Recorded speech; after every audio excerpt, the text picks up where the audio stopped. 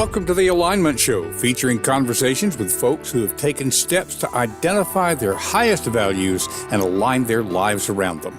Time on this earth is not unlimited, and you may be seeking to make sure you spend your time on things that matter to you. These conversations will encourage you and support you in doing so. Now, let's meet this week's guest on the Alignment Show. And good morning, good evening, good afternoon, whatever time it might be in your part of the world. We are glad to have you with us once again this week on the Alignment Show. My name is Don King. I am your host, and our episode this week, as has been happening the last few weeks, is sponsored by me. I've got a book coming out. I'm juggling technology here even as we talk because I wanted to have the sponsor thing up here on the screen. There we are. I've got a book that's going to be coming out here soon, The Way of the 3-Year-Old Why. We've been talking about it the last few weeks, and so if you would like to know more about it, I would encourage you to follow the link to donking.com/3YO. That's the number 3, lowercase letters YO, for those of you who are on audio only. We are getting close to release. I think we are looking at probably the beginning of October that the book will be out. But people who are engaged with us early can get some perks by being involved in the community early. So watch for that to come out. In any case, this week we are very glad to have with us as our guest, Michaela McGivern. I have to remind myself it's McGivern, not McGovern. Because I grew up with Maureen McGovern, but it helps me to remember. I got to know Michaela through a community that we mention here on the Alignment Show fairly frequently, the Go Giver Success Alliance. That is the folks who are kind of aligned around Bob Berg, John David Mann's book, The Go Giver. And truly, McGivern is a giver. I don't know if she ever makes that play on words. I'll take the blame for that one. But let me tell you just a little bit about Michaela before we bring her on. She has been in the healing profession since 1980. She takes a little different approach to it, though. Over the past 23 years, she has worked as a psychic medium, a shaman, an energy medicine practitioner. Her goal is to provide clients with deep transformational healing and guidance delivered with compassion that serves the soul's highest evolution. Now, if that sounds a little bit out there, I can tell you that I know people, especially in the real estate business, who engage with Michaela to offer space clearing in some other stuff that I've done outside of my usual work. Feng Shui is one of those things from an Eastern standpoint. My approach to these kind of things is we don't understand everything that happens. My wife, for example, is a beneficiary of acupuncture, and it works. It's making a difference to her. So we're going to be talking with Michaela about how she got into that. Here on the Alignment Show, we are always talking about living your values and valuing your life. So without digging any further into this, let's go ahead and get Michaela on stage. Michaela, thank you for being with us this week on the Alignment Show. It's my pleasure, and thank you for inviting me. Absolutely. And so we'll just jump right into it. I know that you started your career in what we might think of as a little more orthodox aspect of the healing profession. You started as an occupational therapist. And I know just a little bit about that because our disabled daughter benefited from occupational therapy some years ago. But at some point, let's see, the 1980, that was how long ago? I can't do the math real quick, but folks, you can do that math out there. So you didn't start in as a psychic medium, shaman, energy medicine practitioner. You said you've been doing that for 23 years. I'm really curious, in alignment with the Alignment Show, how did you realize this was what I need to be doing? How did you make that transition from OT to these other things that you're doing? That's a great question because it wasn't actually so obvious. So from 80 to 90, I worked in all different aspects of therapy. I was a head trauma therapist, and I specialized in neuro rehab. And I did some legal work and did hospice work and home care, and it was a really cool period, and I loved the work. But then in 90, I moved to Europe for 10 years. I was married at that time to someone else. And when I moved to Belgium, I wasn't able to work. So I was raising kids. And one day I walked into my acupuncturist, who also was a psychic physician. And he said, "Why aren't you talking to your husband anymore?" And my eyes just about popped out of my head. Things weren't going well. He was spot on. And so I continued to work with him because it was a really difficult time. And what he said to me after a couple of years is, "You need to go to this energy medicine class. It's on the chakras."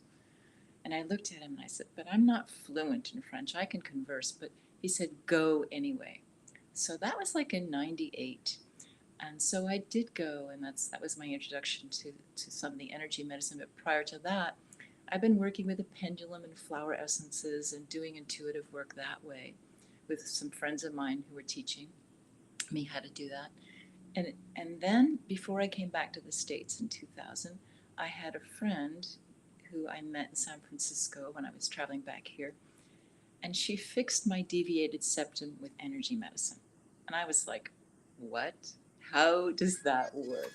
Because I had a big bump in my nose and it was really visible. And when she finished, it was gone. So I was really, really curious. And so I did the energy medicine class in Belgium and I moved back here, back to the States in 2000. And I just immediately started studying quantum energetics, the hands on healing work that she'd introduced me to, intuitive readings, and that just led into from one thing into another. But I had to also come back and work. So I worked as an OT over the last 20 years. I worked in rehab and acute care. So I developed my practice in energy medicine concurrently. But what became clear to me were so many invisible things that are in us in the recovery on a physical. I was really curious, like, what is who has a disability or has a injury or is why do what are we learning from that? So I knew that recovery wasn't just on a physical level, but it was on a much deeper level. What are the emotions that are going on? What's the soul learning? And that really piqued my curiosity a lot. So that was part of why I started studying energy medicine when I came back in 2000. And then one thing led to another where I just began hearing things and knowing things that I was able to articulate more clearly when I was back here in 2000 and really ready to step in. So that's kind of, I think, Okay, very good, very quick, good. yeah. And we're getting, technology always comes into it. There's a little bit of a difference between what I'm seeing you doing on the screen and what I'm hearing from you. So I will apologize if I step on anything that you're saying there. Maybe it'll get synced back up here in just a bit. Um, but yeah, this is fascinating. I want to share. In fact, on the screen, this is one of our frequent listeners. You know Peg; she's a part of the Go Giver Success Alliance, and so excited by this interview. And in fact, I'm interested in hearing how you do what you do. But let's dig before we go there. Let's dig a little bit more into 23 years ago, 2000. You went through this change. You've got a website, which we'll talk about here in just a little bit. I know that you have worked with the real estate folks. How did you how did you get started? I mean, you don't just hang out a sign out front that says psychic medium or whatever. Yeah. Um, and I live in East Tennessee, Michaela, just to give a context here. There's a tendency on this side of the Mississippi to think, oh, well, California, they're just all kind of out there. Was it was it easier to start out there? I mean, was there a lot of demand for the services to begin with, or did you find it to be a challenge? I'm doing what interviewers are not supposed to do, which is putting several questions together. But how did you connect in with the real estate stuff? Does that make sense? Yeah, that came later. So initially, when I came back to the US, I came back to California in 2000, And the training was actually offered on the East Coast, on the West Coast, in Colorado. I took different trainings with different schools and different places, shaman training and the hands-on work. And there was just more receptivity on the West Coast. I wasn't, I wasn't looking like the odd duck like I might in East Tennessee, although I just live up in the border now in Western North Carolina. Ah, So are you in the Asheville area by any chance? I am. Okay, yeah, Asheville much more accepting of Yeah. things that are a little out of the ordinary. So I didn't Yeah. realize we were so close. Okay, No, I excellent. didn't either. Okay, So go ahead. Didn't mean to interrupt. no worries. So in the process of doing the hands-on work and learning it, I had to practice on people, and so messages would come through, and some of the spirits would come through, and that was a realm I was really familiar with when I was a kid. I used to have a really great connection from the age of about 4 or onwards until I shut it down for a while with spirits and fairies and angels, and that realm was very visible to me, as it is with many kids until they're up until about age 7. And then I just kind of kept quiet about what I saw because I realized it wasn't exactly what other people were doing. And I would sort of close the door down like in college and reopen it and close it and open it. But it was something I was very comfortable with, and just seeing on the unseen realm. And the other part of it, so there's that seeing aspect, and then there's the part of really tuning into what are the emotions that are going on. And then later, as I developed my skills, there was the ability to kind of hear things. So all of those skills began to evolve with me starting in the 80s when I was in Europe, and then really expanded when I went into full training in the early 2000s. And so I was on the table working on people's bodies, and I would look at, oh, well, there was a past lifetime, this person was in the concentration camp, and oh, their relatives are showing up. So it just began to be a flow of information that came in when I was working, and I trusted it. So I didn't really have any reason to doubt it because it wasn't something I thought of. It just was presented, and the person validated it by saying, yes, I'm feeling this or noticing this, or yes, that is sounds like that person. So it was really a gift that was validated quite early on. So I just allowed spirit to continue to teach me and to download information from my Hmm. clients as I worked. Okay, okay. And a couple of things that I'm picking up on and hearing. I think one is this was in a very real way. This is not a change. This was a coming back to. In other words, this is part of who you've been always. And so, uh, again, not getting too much into the math here, you began as an OT in 1980. It was 20 years later that you were changing professions, so to speak, but you're sort of coming back to where you started. It's Is it very, important to be true to yourself? yeah, you're very perceptive, Don, and I appreciate you saying that because there wasn't much validation for that as a kid. So I my parents raised me in the Catholic Church, and one of my gifts was also to be able to sing. So I sang in the choir. And this might sound really weird, but I love singing at funerals because we'd be up in the choir and everybody would be down in the church. And there were all these angels like really celebrating. Of course, I thought it was totally cool. I could see them flying around, and the music was great. I was like, this is cool. And I wasn't sad, of course, because I could see on the other realm the spirit was liberated and they were celebrating. It's like, yeah, and I understood they were grieving, so we just sang to them. But for me, it was very natural to be on that other side of the veil, so to speak, as a kid.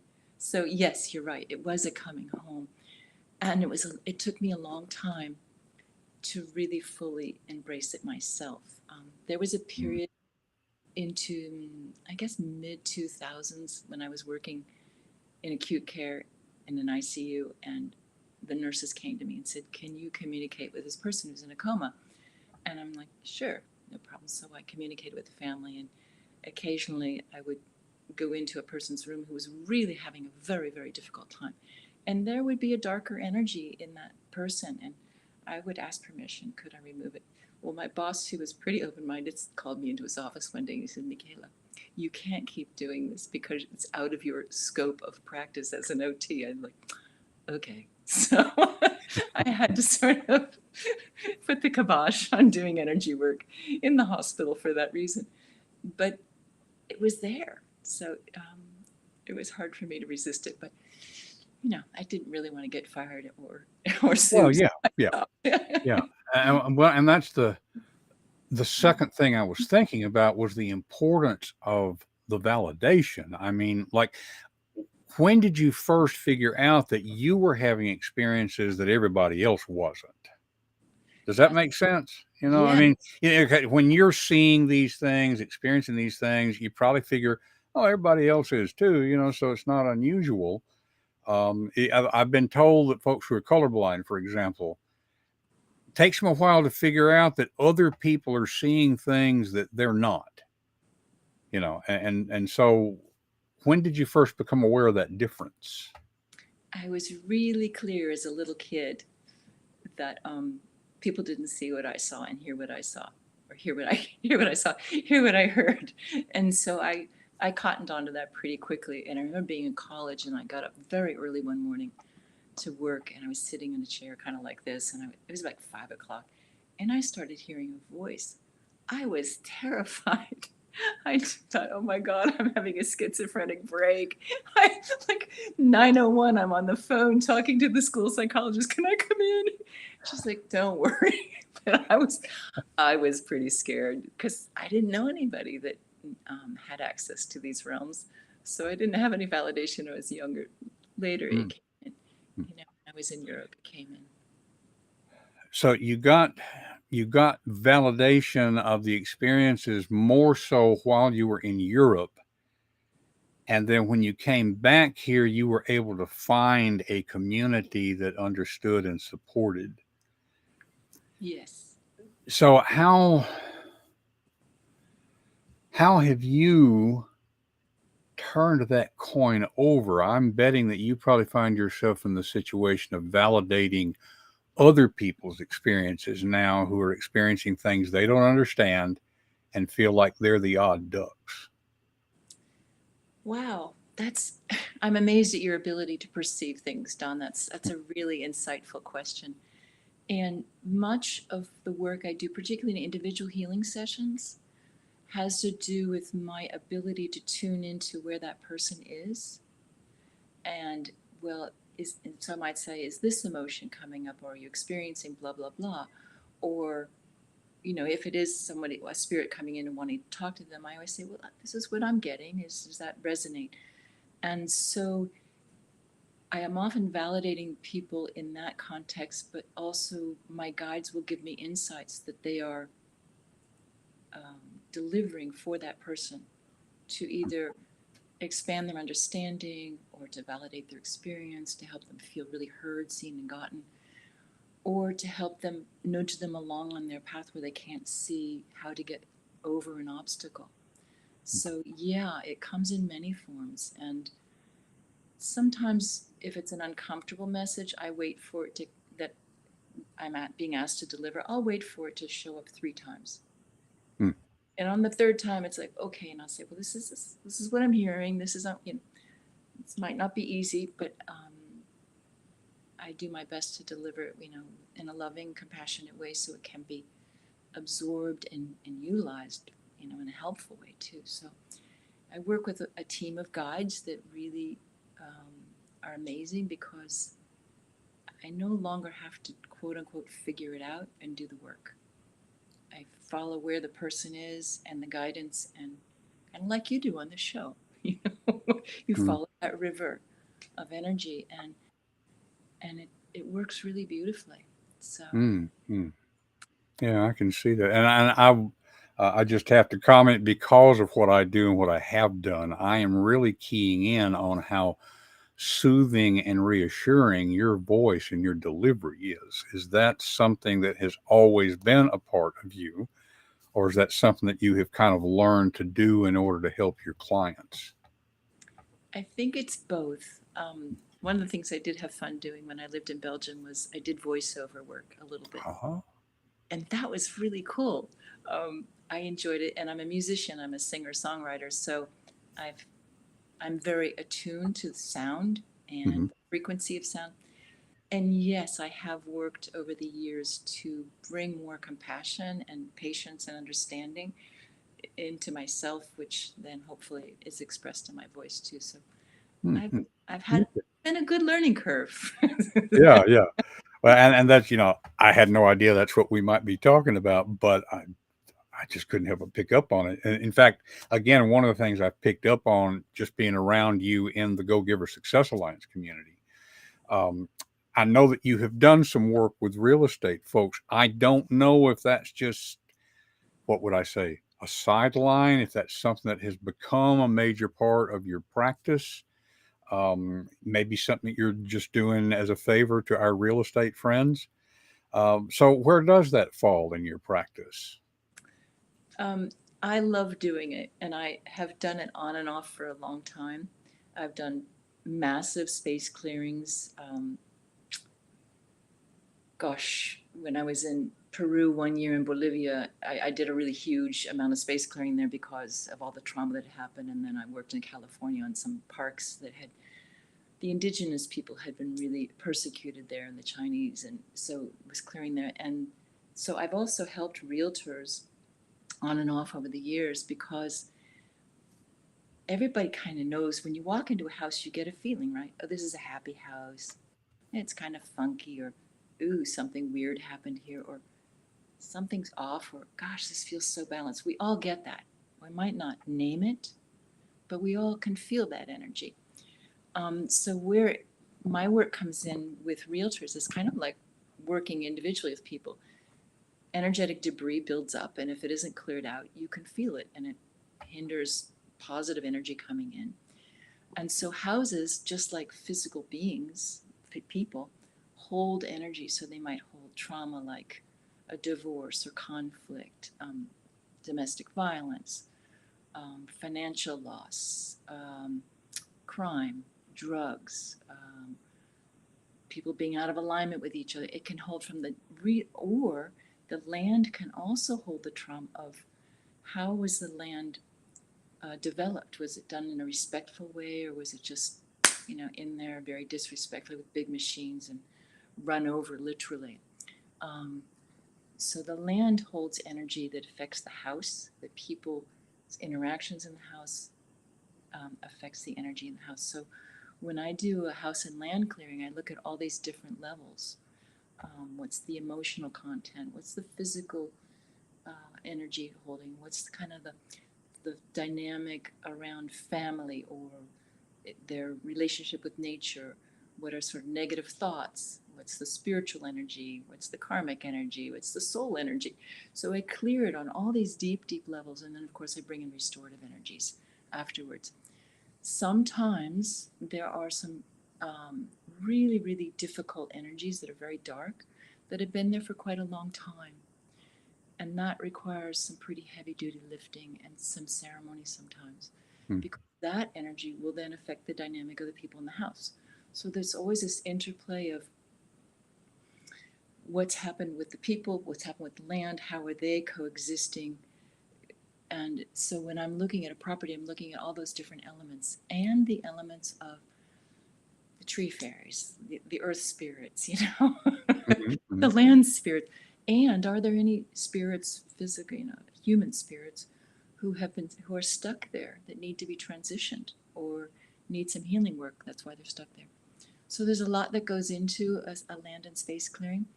And where this helps realtors is that sometimes if this isn't cleared, the property just doesn't move. Nobody wants to make a bid on it, or there's a lot of difficulty in the transactions, Hmm. or there's a lot of conflict or confusion. Those are And signs. I would assume they may not even know why. They walk on a piece of property and say, "I don't know, it just doesn't feel right." They don't have to know the why. They just have that feeling, and so you help with that clearing. Yeah. So I was just working with some people this week, And there was a lot, they have 100 acres, and there's a lot of difficulty there in terms of how the land was treated. And that's affecting them. But I first had to actually go and work with them individually and with their family members, because the family member dynamic was also having huge impact on the land. So there was this dance of negativity going back and forth, and they were all kind of locked in. So I had to do this one in a two-step process. I worked with the family first, and then I'm going to go back and clear the land. Okay, okay.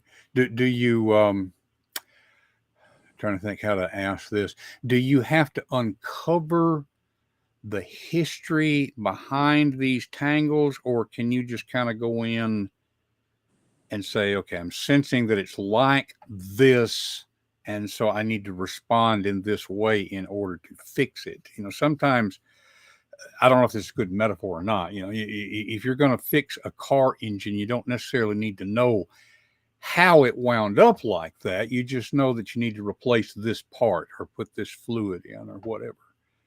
But on the other hand, in psychological terms, some schools of psychology will say we need to uncover where this came from, but then others, like behavioral therapy, no, we don't really know what caused it. We just need to know what the effect is right now and how we can deal with it.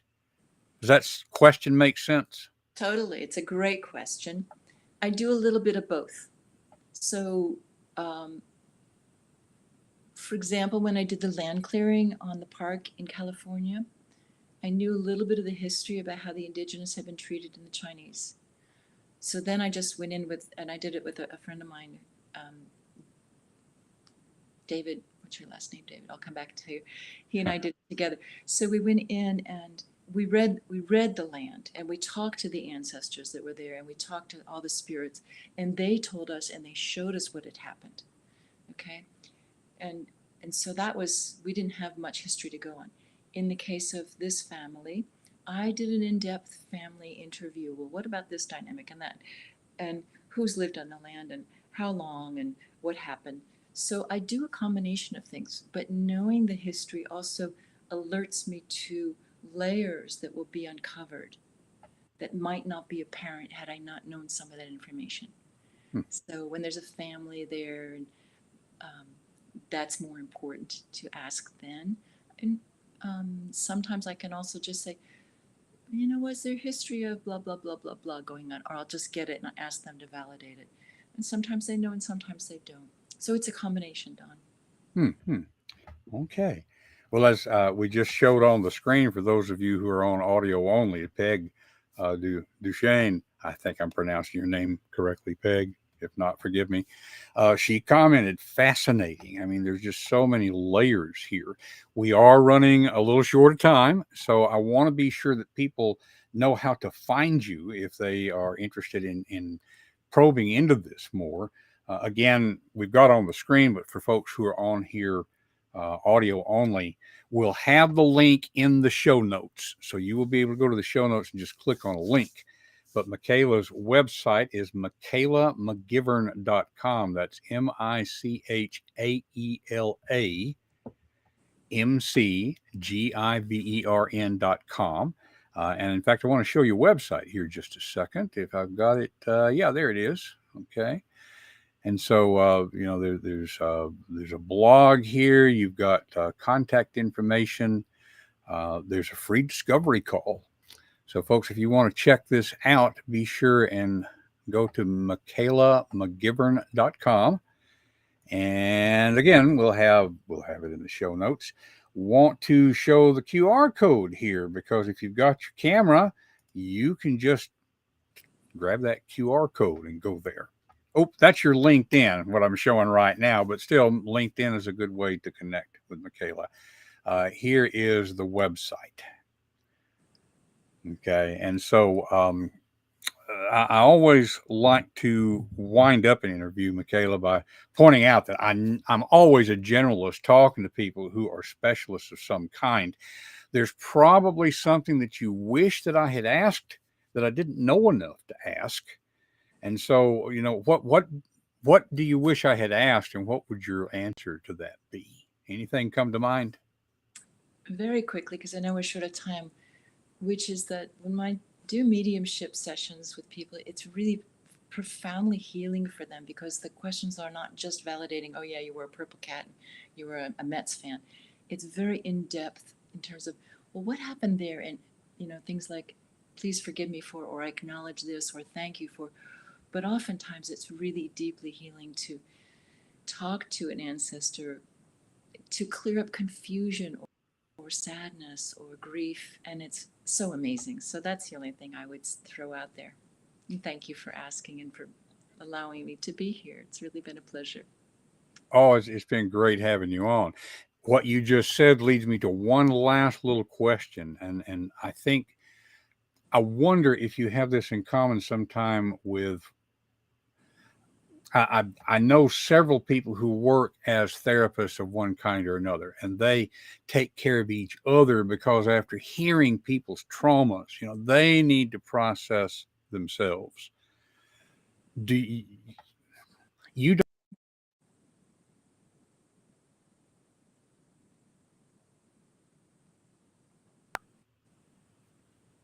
does that make sense? I lost the question because you froze. Would you mind asking it? Yeah, we're having some network issues. I got a little notification there. Um, I'm going to ask it, but ask it in a little different way.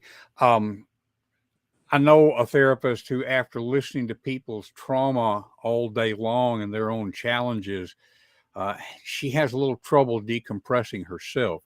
You're not simply taking on people's issues. So, how do you keep yourself clear? Yes, I have other people I do exchange work with, for sure. I do my own healing work. I'm doing something very deep called crystalline pathway healing that I'm training in now. I do energy clearing on myself, and I also work from a place that's called, from the edge of my energy structure, I'm working from a place of compassion and witnessing versus being an empath and taking it in. And so it allows me to get information from a really expanded place, to be able to see, hear, and feel, but I'm not absorbing it in. So that really has made a huge difference in terms of what I can do. And I also do physical activity just to keep my body fit, so I'm not weighed down by it all. Oh, yes. Very wise. Very wise. Well, once again, I want to thank you for being here with us this week on the Alignment Show. I'm going to bid folks farewell, so don't go away. I'm going to put you in the green room for just a second, but I want to come back and express my appreciation to you. So hold on just 1 second. And I'm going to do something right now that I should have done before we went on the air. I want to verify, looking at the calendar, about next week's guest, because I don't trust my own memory here. So let's see. Go ahead and load. Yes, we have another Go Giver Success Alliance member who will be on with us next week, Kathleen Hanover, who is a certified Go Giver speaker. She was out of speaking for a while, had some life challenges, and she's back in it now. So we're going to talk with her about all of that transition issue. So that should be a great conversation as well. Really appreciate Michaela being here with us this week. A reminder that if you would like to get the show notes, I've got another QR code here. If I can find the right one, here we are. You can get the show notes for this episode and any of our previous ones. In fact, you can find previous episodes by following this QR code. Or let's see, that's on another tab here. You can always go to confidencecultivators.com and find all that information. But in any case, we appreciate you spending your time with us this week. Hope that it makes a difference to your life. And as always, we want to encourage you to live your values and value your life. Until next week, have a good one.